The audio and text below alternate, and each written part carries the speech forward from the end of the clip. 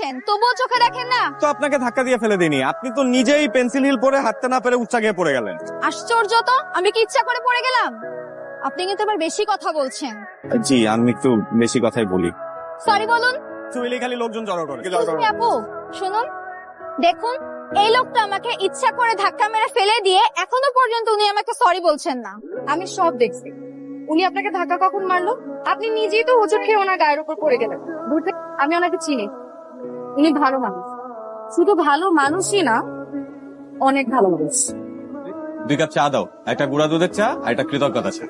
মামা, মানুষ তো রং চা চায়, দুধ চা চায়, কিন্তু কৃতজ্ঞতা চা তো কেউ চায় না। একটু বুঝে। সময় কত বৈচিত্র্যময়, মানে একসাথে আমরা পড়ুয়া কোচিং সেন্টারে কতদিন পড়িয়েছি, অথচ কখনোই আমাদের কারোর সাথে দেখা হয়নি, কথা হয়নি। আপনি পড়ুয়া কোচিং এর টিচার ছিলেন? হ্যাঁ। তাই তো বলি, আপনাকে চেনা চেনা কেন লাগছে এত? আর শার্ট গুলো দেখলেই বোঝা যায় যে আপনি বাকি 5টা ছেলের মতন না। এর মধ্যে আবার চশমাও পরেন। আপনি কিন্তু বেশ মিশুক আছেন, খুব মজা করে কথা বলেন। না না, আমি একদমই মিশুক না। আমি কিন্তু কোচিং সেন্টারে আর কোনো টিচারের সাথে কথা বলি না, শুধু আপনার সাথে। কারণ আপনি যখন ক্লাস থেকে বের হতেন, আমি তখন ক্লাসে ঢুকতাম। কৃতজ্ঞতা চায়ের জন্য থ্যাংক ইউ। আমি চা খাই না, এখন খাবো না বাবা, আমি ঠিক 40 মিনিট পরে খাবো। কেমন আছে শফিক ভাই? এই তো ভালো। তোর তো কোনো খবরই নাই। বয়, একসাথে খাবো। না, আজ হবে না শফিক ভাই, আমার ঠিক 11টা 33 মিনিট 54 সেকেন্ডে একটা কল শিডিউল করা আছে, পরে খাবো। খাবার দাও। মামা, আমি কোন জেনারেটরের মাইয়া? ভালো জেনারেটর? এটা জেনারেটর না, জেনারেশন। তুই কাজ কর, তুই থাক। কে মানে কি? আমি কে মানে কি? আমি ভাবি। আর কোন ভাবি? থাপ্পড় খাবি কিন্তু। দরজা এখন না, 20 মিনিট পরে। কি শুরু হচ্ছে? আড়ালে ফুটলো আবার কে আজে? কি বললেন? রায়হান, আমি অনেকদিন ধরে আপনাকে চিনি, অনেকদিন ধরে আপনাকে লক্ষ্য করেছি। দেখেন না, আজ আমি একটু রাখি। কালকে না, পরশুদিন সুলতান মামার দোকানে আপনার চা খাওয়া দাওয়াত, আসবেন? অবশ্যই আসবো। ভালো লাগে, খুবই ভালো। তাহলে চলেন একটু ঘোরাঘুরি করি। চলেন।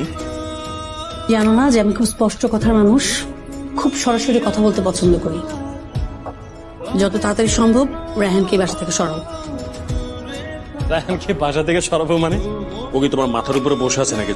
কতদিনের ক্ষোভ তোমার সেটা আমি জানি না, তবে একটা কথা তোমাকে স্পষ্ট ভাবে বলে দিতে চাই, আমার জীবনে তোমার গুরুত্ব যতটুকু, রায়হানের গুরুত্ব ঠিক ততটুকু। তোমার সাথে ঝগড়া করার কোনো ইচ্ছাই আমার নেই।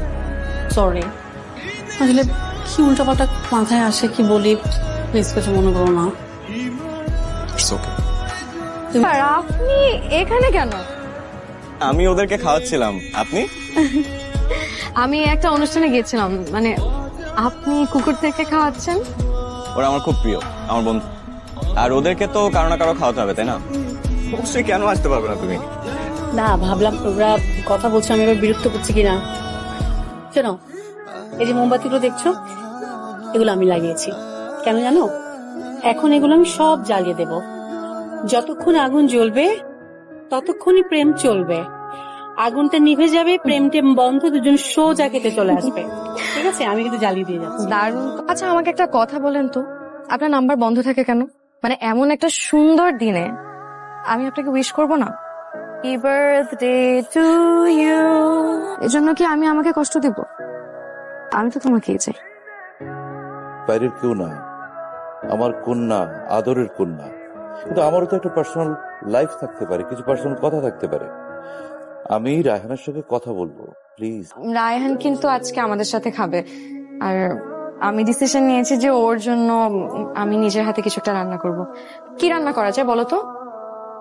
উইল গো ফর ইলিশ মাছের কোফতা। ইলিশ মাছের কোফতা, ওকে ঠিক আছে। তাহলে তোমরা দুইজন বসে গল্প করো, আমি তাহলে রান্না বান্নার প্রিপারেশন নিয়ে আসি। তুমি কি ভাবছো আমি কিচ্ছু বুঝি না? তোমার মতো অযোগ্য লোককে আমি চাকরিচ্যুত করেছিলাম, সেই ক্ষোভ থেকে তুমি আমার মেয়েকে টার্গেট করেছো প্রতিশোধ নেওয়ার জন্য। তোমার এই আশা আলতাফ চৌধুরী কখনো পূরণ হতে দেবে না, কথাটা মনে রেখো। যদি কোনো হেল্প দরকার হয় ইউ ক্যান টক টু। জি ভাইয়া, অবশ্যই। হ্যাঁ সোজা। কি অবস্থা তোমার? আর অবস্থা, সমস্যা কি খুব ভয়াবহ? একদম ডিরেক্ট রুমে চলে আসছো? অবশ্যই ভয়াবহ। আমার বাবার তোমাকে পছন্দ হয়নি। কি অদ্ভুত, তোমাকে কেন পছন্দ হবে না বলো তো? শফিক ভাইয়ের সাথেই নাকি আমাকে বিয়ে দেবে, সবকিছু ফাইনাল। কেন পছন্দ হবে না? তোমার মধ্যে কি কোনো অসুবিধা আছে, নাকি তোমার চাকরি নাই তাই? চাকরি সম্পর্কিতই। কেন, তোমার বাবা তোমাকে কিছু বলে নাই? না তো। তাহলে এক কাজ করো, শফিকের আন্টিটা হাতে পড়ে ফেলো। কি বলছো তুমি এসব? আমি শফিক ভাইকে কেন বিয়ে করব? শোনো, 18 তারিখ আমার এঙ্গেজমেন্ট। আমি যদি শফিক ভাইকে কোনোভাবে ম্যানেজ না করতে পারি, তাহলে তুমি আমাকে নিয়ে পালাবে। বাবা, তুমি রায়হানকে কি এমন বলেছো যে ও রাগ করে বাসা থেকে চলে গেছে? আলতাফ চৌধুরী কখনো কাউকে জবাবদিহিতা করেনি, এখনো করবে না। সেটা ঠিক আছে বাবা, কিন্তু রায়হান তো আমার পছন্দের লোক, তাই না? তুমি তো আমার পছন্দের মানুষকে বাসায় ডেকে অপমান করতে পারো না। দেখো না কেন, কোনো প্রবলেম হলে আমাকে বলো। মামা জান, কিছু কি হয়েছে রায়হান? আরে আমাকে এসব কি? রায়হানের কথা না। কিরে, টাকা লাগবে? না, টাকা লাগবে না বাবা, কিছু কথা বলার জন্য আসছি। কথা বলবি তো বল, বসে কথা বল। না, বসবো না, কিছু কথা বলবো, কথা বলে চলে যাবো। আরে বাবা, সেটা তো বাসায় গিয়ে বলা যেত। না, বাসা বল। আর আপনার ছেলে কোথায়? দেখতো। মামা তো শফিক ভাইজানকে নিয়ে আংটি বদল করতে গেছে, আরো নাকি দামি আংটি নিতে হবে। এনে তোর এঙ্গেজমেন্ট রিং।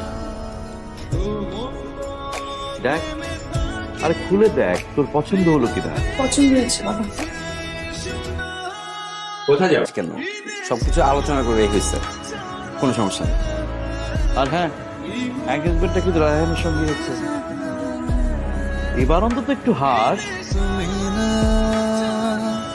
ডুবে আছি তোর মাঝে, ফেরানো যাবে না সহজে। তোকে নিয়ে বাঁচা মরা